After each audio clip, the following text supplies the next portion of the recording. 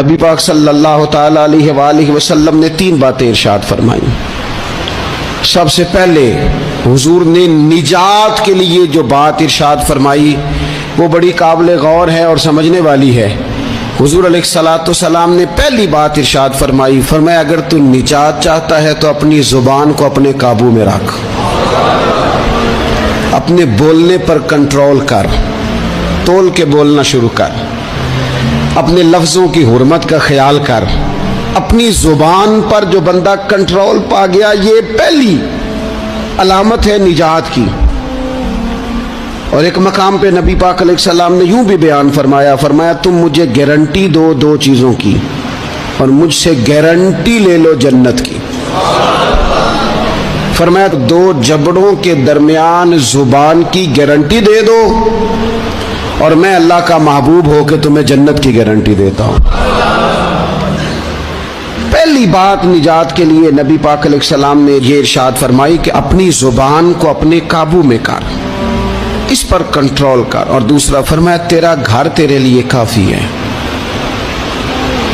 ادھر ادھر بلا وجہ نہ گھوما کر، بغیر سبب کے بہت ساری مجالس میں نہ جایا کر، ضرورت کے لیے جائیں، خیر پانے کے لیے جائیں، اچھے ارادوں سے سفر کریں۔ گئے ہمارے صوفیاء علماء دور دراز کے سفر کیے محدثین نے، کس لیے؟ حضور کی احادیث کو جمع کرنے کے لیے، نبی پاک علیہ الصلوۃ والسلام کے فیضان سے حصہ پانے کے لیے۔ لیکن فرمایا ادھر ادھر نہ، کچھ لوگوں کو بڑا شوق ہوتا ہے، اس مجلس میں بھی جائیں گے، اس محفل میں بھی جائیں گے، اس کی بھی سنیں گے، اس کی بھی سنیں گے، نتیجہ یہ رہے گا کہ بے یقین ہو جائیں گے، اپنے گھر سے نکلیں گے، گھر گھر پھریں گے، کسی گھر کے نہیں رہیں گے۔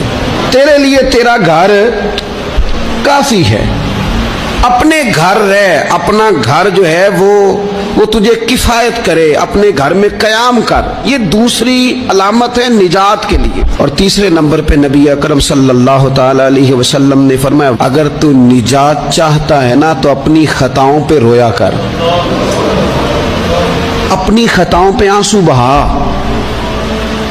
اپنے آپ پہ رو، اگر چاہتا ہے کہ بچ جائے۔